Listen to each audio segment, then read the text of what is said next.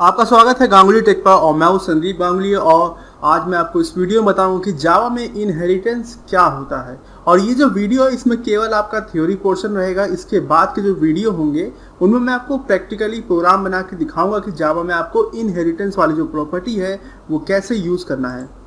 तो सबसे पहले तो हम लोग को ये जानना जरूरी कि इनहेरिटेंस क्या होता है। देखिए, इसका मतलब ये होता है कि आपके पास जो होता है एक क्लास होती है और वो क्लास आपके पास पहले से होती है। आप उस क्लास का यूज करके एक नई क्लास बनाते हैं और जो नई क्लास आप बनाते हैं उसमें जो प्रॉपर्टीज होती है वो आपकी पहले जो आपके पास क्लास थी उसी से ऐड कर लेते हैं। और वही चीज़ यहाँ पे लिखा हुआ। और ये सब क्या है मैं आपको प्रैक्टिकली आगे दिखाऊंगा। लेकिन अभी जब आप पहली बार अगर आप इनहेरिटेंस पढ़ रहे होंगे तो आपको थोड़ा कंफ्यूजिंग टॉपिक लगेगा। अगर आप सी प्रोग्रामिंग कर चुके हैं, C++ की प्रोग्रामिंग, उसमें अगर आपने ऑब्जेक्ट ओरिएंटेड पोर्शन पढ़ा है तो आपको ये समझ में आ रहा होगा कि ये क्या चीज़ है। और एग्जैक्टली वही सेम आपका जावा में भी है। उसके बाद ये होता है कि जो यहाँ पे लिखा है कि class that is derived from another class is called a सब क्लास। मतलब आपके पास एक क्लास है ए और आपने उस क्लास ए से एक क्लास बी बनाया, तो जो क्लास बी आपने बनाया उसको जो है सब क्लास कहा जाएगा और जो आपकी क्लास ए होगी उसे सुपर क्लास कहा जाता है। और उस जो क्लास ए है उसको आप बेस क्लास भी कह सकते हैं।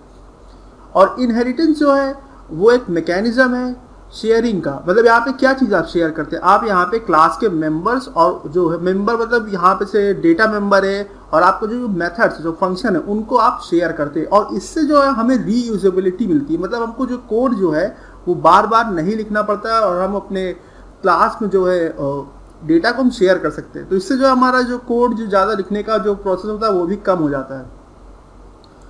उसके बाद यहाँ पे आप देखिए एक एग्जाम्पल मैंने दिखाया है। जैसे कि मान लीजिए आपने अपने एक प्रोग्राम में क्लास बनाया जिसका नाम आपने बाइक रखा। तो अब बाइक किस तरह की हो सकती है? बाइक आपकी कई तरह की हो सकती है, जैसे कि माउंटेन बाइक है, आपका रोड बाइक है, स्पोर्ट्स बाइक है। लेकिन इन सब बाइकों में कुछ चीज़ कॉमन होंगी। और कॉमन क्या होगा?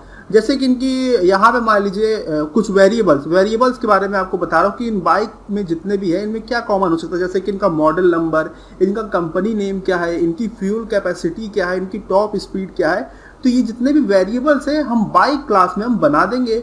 और हम हर क्लास में जो है ये वेरिएबल्स नहीं बनाएंगे, केवल हमने बाइक में बनाया और उसके बाद हमने इस क्लास को माउंटेन बाइक क्लास में इनहेरिट कर लिया और इससे हमें इसके वेरिएबल्स मिल जाएंगे। हम उनको यूज़ कर सकते हैं और ये सब हम लोग आगे प्रैक्टिकल में देखेंगे। अभी हो सकता है कि आपको ये टॉपिक थोड़ा सा कंफ्यूजिंग लगे, लेकिन जब आप प्रैक्टिकल में देखेंगे तो सारी चीज़ें क्लियर हो जाएंगी। और यहाँ पे देखिए मैंने एक एग्जाम्पल ये कोड भी दिखाया, सेम वही जो आपको मैंने पहले डायग्राम दिखाया था उसी का मैंने यहाँ पे कोड बनाया। आप देख सकते हैं मैंने क्लास बनाई, इसका नाम बाइक रखा, उसमें कुछ वेरिएबल्स बनाए। मॉडल नंबर है, आपका स्ट्रिंग है, ये इसे कंपनी नेम है, और मैक्स स्पीड है, आपका फ्यूल कैपेसिटी है। और उसके बाद मैंने क्या किया, फिर मैंने एक और क्लास बनाई जिसका नाम मैंने माउंटेन बाइक रखा और यहाँ पे मैंने इस बाइक क्लास की प्रॉपर्टीज को इनहेरिट कर लिया। इसका मतलब ये होता है कि अब मैं इन वेरिएबल्स को, अगर इसके अंदर फंक्शन भी होते तो मैं उनका डायरेक्टली यहाँ पे माउंटेन बाइक क्लास के अंदर यूज कर सकता हूँ। और इनहेरिटेंस को मतलब यूज करने के लिए हमें कीवर्ड का यूज करते हैं, उसे एक्सटेंड कहा जाता है। तो इस बात को आपको ध्यान में रखना है कि इस कीवर्ड का यूज करके आपको इनहेरिटेंस प्रॉपर्टी का यूज करना है। उसके बाद मैंने यहाँ पे एक और एग्जांपल लिया है। देखिए मैंने एक क्लास बनाई जिसका नाम मैंने बर्ड रखा। और जो बर्ड है आपकी क्या हो सकती है? पैरेट हो सकता है, पैरेट भी आपका एक बर्ड है, पीकॉक भी आपका एक बर्ड है, स्पैरो भी आपका एक बर्ड है। लेकिन इन सब में कुछ ऐसी प्रॉपर्टी होगी जो कॉमन होंगी और उन कॉमन प्रॉपर्टीज को, उन कॉमन जो आपका मान लीजिए डेटा मेंबर्स है उनको मैंने बर्ड क्लास में बना दिया और फिर बर्ड क्लास को मैंने केवल इस पैरेट क्लास में इनहेरिट कर लिया और उसका फिर मैंने यूज़ कर लिया। इससे आप देखेंगे जो आपको जो रीयूजेबिलिटी भी ये प्रोवाइड कर रहा होगा। मतलब आप जो है कोड को केवल इसी में एक बार लिख रहे हैं। ऐसा नहीं है कि आप हर बार एक नई क्लास बना रहे हो उसमें फिर वही सेम एग्जैक्ट डेटा मेंबर्स बार बार लिख रहे हैं, ऐसा नहीं।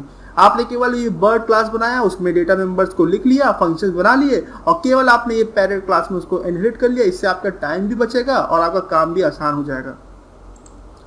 और उसके बाद हम लोग बात करते हैं कि इनहेरिटेंस से कितनी टाइप होती है। देखिए यहाँ पे पहला होता है सिंगल लेवल इनहेरिटेंस, उसके बाद आपका होता है मल्टी लेवल इनहेरिटेंस, उसका होता है हायरार्किकल इनहेरिटेंस। ये तीनों ही जो है अलग अलग तरीके मतलब इनहेरिटेंस करने का तरीका है, लेकिन इन सब में काम वही होता है कि आपका जो होता है एक बेस क्लास होता है जिसे आपको सुपर क्लास भी कहा जाता है, उसको आप लेके उससे नई क्लास बनाते हैं जिसे आप सब क्लास कहते हैं।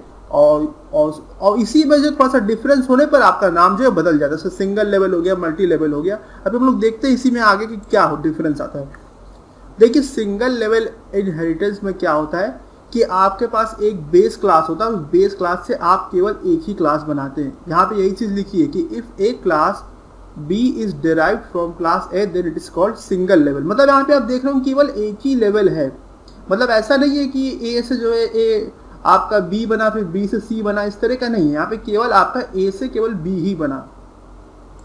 और उसके बाद फिर आप देखते हैं मल्टी लेवल इनहेरिटेंस में क्या होता है आपका। जैसे यहाँ पे आप एक डायग्राम से देख रहे हो कि जैसे पहले A क्लास से B बनाया गया और फिर B से C बना लिया गया। तो इस तरह के इनहेरिटेंस को जो है मल्टी लेवल कहा जाता है, क्योंकि यहाँ पे आप देख रहे हैं ये आपका पहला लेवल हुआ, ये आपका दूसरा लेवल हुआ, और इसमें चाहे तो आप और भी लेवल्स ऐड कर सकते हैं। और वही चीज़ यहाँ पे लिखी हुई है कि if a class B is derived from class A and class C derived from class B then it is called multi level inheritance. क्योंकि आप यहाँ देख सकते हैं यहाँ पे लिखा हुआ है because there are more than one levels, मतलब यहाँ पे एक से ज़्यादा लेवल है। तो इस तरह का अगर आप इनहेरिटेंस करते हैं तो उससे आपको जो है मल्टी लेवल इनहेरिटेंस कहा जाता है। और मैं आगे की वीडियोस में आपको हर एक जो आप टाइप है इनहेरिटेंस का, जैसे सिंगल लेवल इनहेरिटेंस है, आपका मल्टी लेवल इनहेरिटेंस है, उसके बाद आपका हायरार्कियल इनहेरिटेंस है, तो इन सब पे एक एक वीडियो होगा और उन सब में मैं आपको प्रोग्राम बना के दिखाऊंगा। तो अभी अगर आपको समझ में नहीं आ रहा है तो आपको उससे मतलब कोई चिंता करने की ज़रूरत नहीं है, क्योंकि आगे जब हम लोग देखेंगे प्रैक्टिकल में तो उससे चीज़ें क्लियर हो जाएंगी। उसके बाद हम लोग आते हैं हायरार्कियल इनहेरिटेंस क्या होता है। In this inheritance more than one class derived from only single base class. मतलब आपके पास एक क्लास होती है जो आपकी सुपर क्लास है, जो आपकी बेस क्लास है, उसको आप एक से ज़्यादा क्लास में जो है इनहेरिट करते हैं एक्सटेंड कीवर्ड का यूज़ करके। तो ऐसे सिचुएशन को हायरार्कियल इनहेरिटेंस कहा जाता है, और वही चीज़ यहाँ पे लिखी हुई है। तो अब जो है मैं आपको आगे के जो वीडियोस होंगे उनमें मैं आपको दिखाऊंगा प्रैक्टिकली सब कुछ करके। और ये जो था थ्योरी सेक्शन था, और ये आपका देखना बेहद ज़रूरी है, वरना आपको आगे की चीज़ें समझ में नहीं आएंगी। लेकिन अगर आपका इस वीडियो से जुड़ा कोई भी डाउट हो तो आप कमेंट सेक्शन में ज़रूर पूछ लीजिएगा। और अगर अभी तक आपने मेरा चैनल सब्सक्राइब नहीं किया है तो कर लीजिए, जिससे कि सारे फ्यूचर अपडेट्स आप तक पहुँचते रहे। और ये वीडियो देखने के लिए आपका धन्यवाद।